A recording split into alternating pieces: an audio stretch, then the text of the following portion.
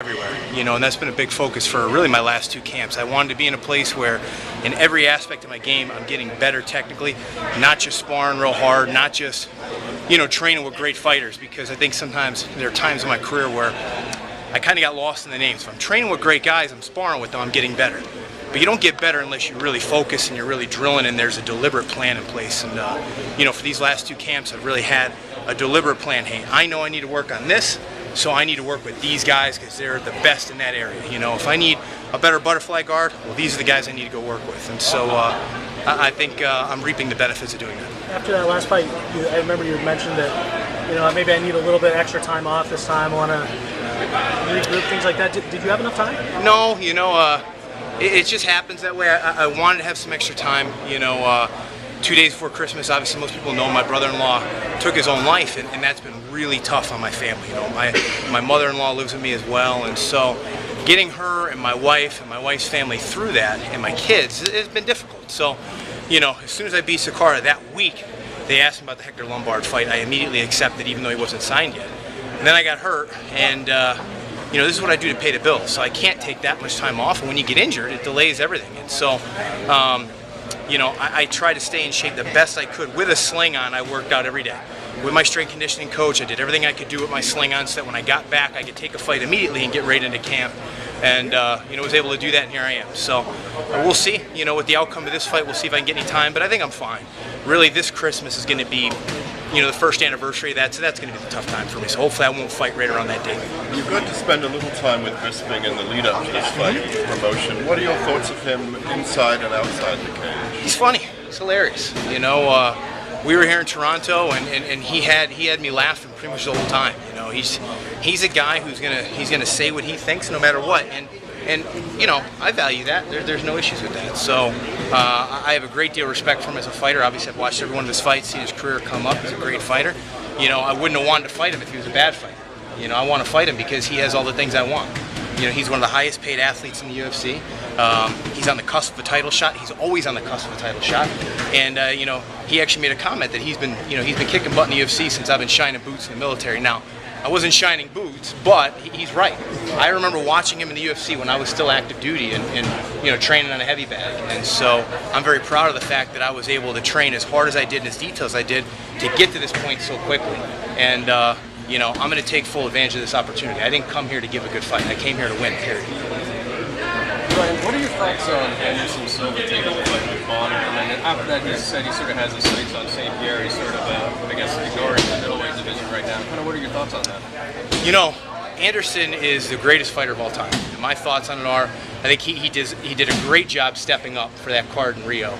Being a guy who's from Brazil and what he did, I think there's some real honor in that, and giving Stephan Bonner a big fight, which Stephan deserves. I'm really happy for Stephan as well. I can't complain about anything that Anderson Silva wants to do. He's the greatest of all time. I think it's going to take one of us. There's so many contenders in the middleweight division. It's going to take one of us to clean everybody out before we can honestly say, hey, now I deserve to fight him. Because he hasn't just beat everybody. I mean, he's just putting everybody away. You give the guy one opening, he doesn't just capitalize and score points, he finishes you. So I hope, obviously, the fight with St. Pierre doesn't materialize yet. I hope it's maybe 2 years down the line, but, as a fan, I wouldn't mind seeing it. You have a memorial on your trunks today. Can you tell us about that? Oh, sure. I have a couple of them on here, but I have this on for my last fight in loving memory of my brother-in-law, Lou Rusby Jr. And, great kid. And, we were sad. We'll never really understand why we lost him, but my wife has just been tremendous. She started a foundation in his name that focuses on suicide awareness and suicide prevention, and, I couldn't be prouder of my wife and how she's taking such a negative event. I mean, she lost her best friend, that's what her little brother was to her, and turn it into something positive. I mean, just the other night, she was on the phone for an hour with a woman who's thinking about killing herself, and called through the foundation, and my wife was on the phone with her telling her, all the different things that she needed to tell her, and referring her to professionals who can help her, and basically telling this woman that, there's people out there that do care. And there's suicide's a big deal right now. There's another memorial on here for the Travis Manion Foundation, and then obviously also the organization that I run, Hire Heroes USA, which I'm currently the CEO of. And Hire Heroes helps veterans get jobs, and the Travis Manion Foundation is in name of my best friend who was killed in Iraq. and they actually help veterans overcome different things. They actually fund veterans to go through these different life challenges to overcome the bad memories of the losses that they've endured overseas in war. What's the name of the foundation your wife is now? It's called the Lou Rusby Jr. Foundation. Can you spell it? Sure. It's LOURUSPI-JR Foundation. Okay, and can you tell me your brother-in-law's name? Sure, it was Lou Rusby. Lou Rusby. Yeah, Lou Rusby Jr. Okay, and I want to ask you, obviously we've talked about your experience in the military, and now this. And even before this, you always put things, fighting in UFC, in perspective.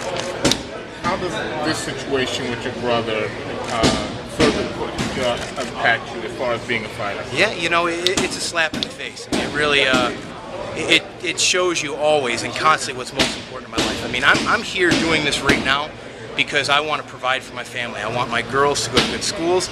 I want my kids to do gymnastics and play soccer, and I want to have them grow up in a world where they don't see some of the violence that obviously I've seen. But it's a reminder in life that, you know, things aren't always what they seem, you know, with anybody. And you know, this again, you know, I don't take this for what it's not. I don't act like I'm any better than anybody else. I fight, and because of that, people stick microphones and cameras in my face because they're interested in the fight. When you, like most guys, get bent out of shape when their opponent says things like, I'm going to knock him, I'm going to punch this guy, you don't seem to be impacted by that. Is that part of because what all you've been through at worst? Absolutely. You know, I mean, look, I've gone through life and there's been plenty of people who've wanted to punch me in the face before. It's really not that big a deal. The worst thing that happens in the octagon is maybe a broken nose, a busted lip, and really the ultimate injury is your pride. That's it. But at the end of the day, you know, my wins and losses aren't going to be spoken at my eulogy, you know, and at the end of the day, it's all about who I am as a man, what's my character, and ultimately that's going to depend on how good of a father I am and how good of a husband I am, not how good of a fighter I am. But I train very hard because that's part of being a good father, providing for my family, and, you know,